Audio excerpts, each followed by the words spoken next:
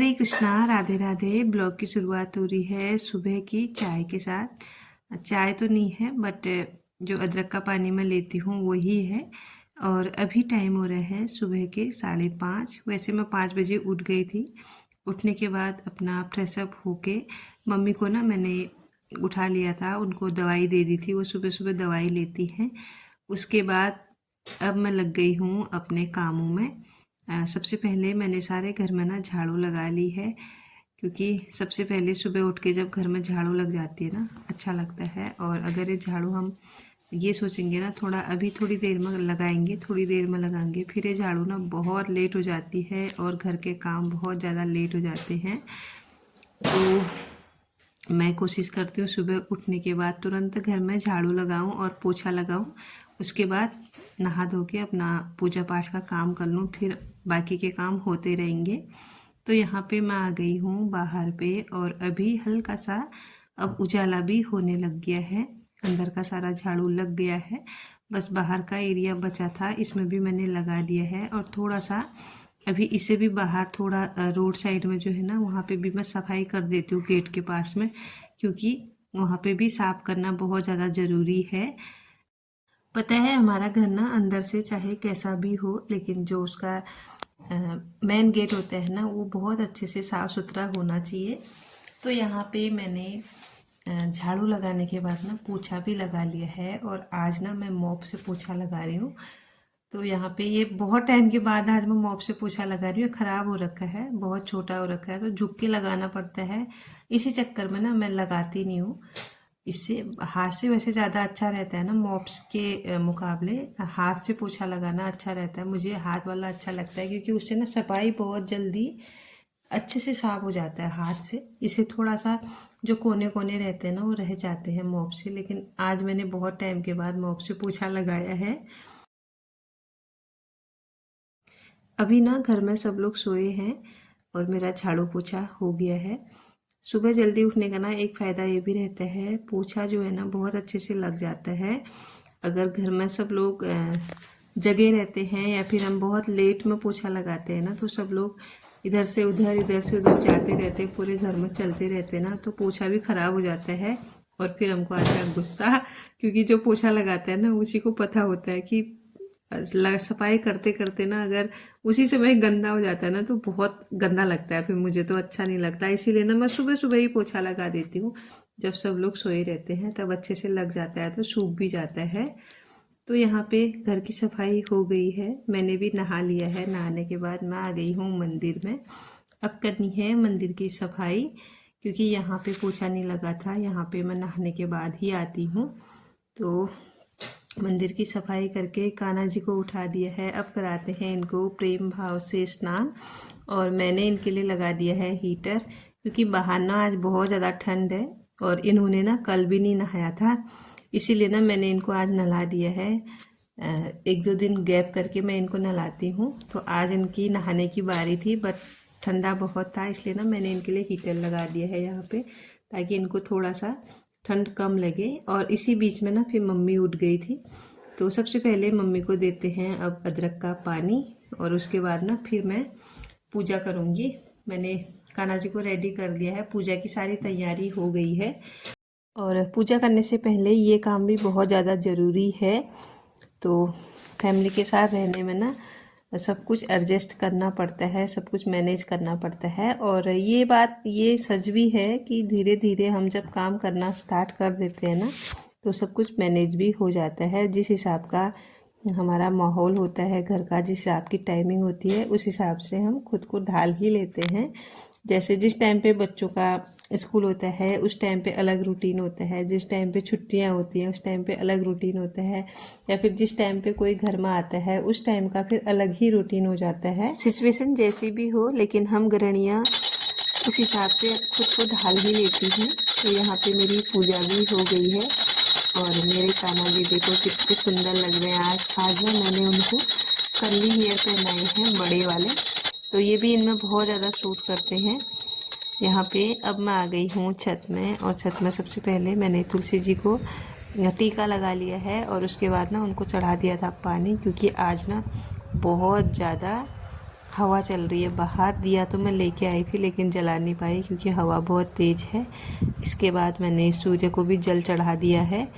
और तुलसी जी को ना मैं थोड़ा थोड़ा ही जल चढ़ाती हूँ क्योंकि आजकल ना सर्दियाँ हैं और गमलों की मिट्टी जो है ना वो सूखती नहीं है, इसीलिए ना कहीं ख़राब ना हो जाए करके। वैसे भी पत्ते ना पूरी तरह ख़राब हो चुके हैं तुलसी के, पाले की वजह से। पाला इतना गिरता है ना तो सर्दियों में अक्सर तुलसी ख़राब हो ही जाती है।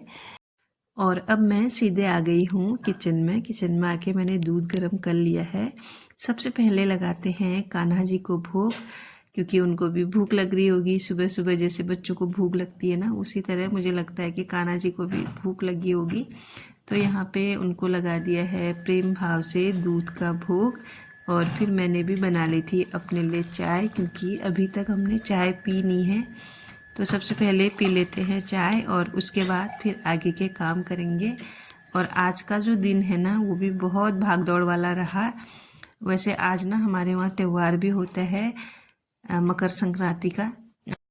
हम पहाड़ी जो है ना मकर संक्रांति थोड़ा सा अलग तरीके से मनाते हैं। हम लोग घुघते बना के मकर संक्रांति का त्यौहार मनाते हैं। तो जब भी कल बनाएंगे घुघते तो आप लोगों के साथ शेयर ज़रूर करूँगी मैं ब्लॉग। तो यहाँ पे ये वाला रूम मेरा रह गया था, ये भी अभी ठीक करना है। तो सबसे पहले बेड बना लेते हैं और बेड को अच्छे तरीके से साफ़ कर लेते हैं। उसके बाद फिर आगे के काम करेंगे। तो सबसे पहले ना मैंने यहाँ से बेडशीट हटा ली है और इसको जाके बाहर झाड़ा है मैंने। अभी चेंज नहीं करनी है, बस इसको झाड़ के लाना है, क्योंकि यहाँ पे ना मैंने झाड़ू पोछा कर दिया था तो गंदा हो जाएगा, इसीलिए मैं बाहर इसको झाड़ के लाई हूँ। और मम्मी ने भी नहा दिया है। अभी अभी मम्मी नहा के आई हैं, उसके बाद फिर मम्मी भी करेंगी पूजा और तब तक मेरा और भी काम हो जाएगा। तो अभी क्या है ना, मैं बनाऊंगी अब खाना नाश्ता सब एक ही साथ बनाऊंगी, क्योंकि आज भी बहुत सारा काम है, मुझे कहीं जाना है। बगल में, हमारे घर के बगल में ना शादी है, तो थोड़ा हमको भी तैयारियां करनी है और जिनके घर में शादी है उनकी भी थोड़ी हेल्प करानी है। हेल्प तो क्या, बबीता के साथ मुझे आज शॉपिंग के लिए जाना था। इसके बाद मैं आ गई हूँ किचन में। तो यहाँ पे सबसे पहले ना मैंने दूध बॉईल कर लिया है और उसके बाद मैंने यहाँ पे दाल निकाल ली थी। इसको भी थोड़ा बहुत छान लेते हैं, क्योंकि पहाड़ की दाल है और अक्सर पहाड़ की दाल में थोड़ा बहुत ना पत्थर होने का डर रहता है। और ये वाली दाल जो है ना मैं मिक्स बना रही हूँ, मसूर सब कुछ डाला है, मतलब मसूर भी डाली है। और कान्हा जी के लिए मैं अलग से सब्जी बनाऊंगी, क्योंकि वो वाली तो कान्हा जी खाएंगे नहीं, उसमें फिर मैं लहसुन प्याज भी डालूंगी, इसीलिए मैं कान्हा जी के लिए अलग से बना रही हूँ। और सबसे पहले दाल बॉईल करके मैंने साइड में कर दिया था। और आप देखेंगे स्लैब भी थोड़ी बहुत गीली है, क्योंकि मैंने अभी अभी सफाई कर रखी है। तो ऐसी ना, जब आप लहसुन प्याज वाला खाना बनाते हैं ना, इस तरह से मैनेज कर सकते हैं। थोड़ा सा कुछ ना ठाकुर जी के लिए अलग से निकाल सकते हैं बना के, अगर पॉसिबल हो पाता है तो। वैसे होना ही चाहिए, अगर हम इतना कर रहे हैं थोड़ा सा और सही। और मुझे ना ये भाव आता है कि हम कुछ अलग से स्पेशल बना के खा रहे हैं, और वो ना सिर्फ चीनी रोटी खा रहे हैं, दूध रोटी खा रहे हैं, ये अच्छी बात नहीं है। उनको भी बहुत अच्छे से उनकी पसंद का खाना मैं बना के खिला देती हूँ, और अपने लिए जो अपना मन होता है कभी कभार वो हम लोग खा लेते हैं। तो यहाँ पे सब्जी मैंने डाल दी है, हरी सब्जी है, और आप यकीन नहीं मानेंगे सब्जी इतनी टेस्टी हो रही थी ना, क्या ही बताऊँ मैं। क्योंकि ये भोग भोग बोल के मैं इसको बना रही थी ना। अगर किसी चीज़ को आप भोग बोल के या फिर भोग के भाव से उसको तैयार करते हैं, बनाते हैं ना, उसका जो टेस्ट है ना वो बहुत अच्छा आता है। अगर फिर वो भगवान के सच में भोग लग जाता है, फिर तो उसका क्या ही कहना।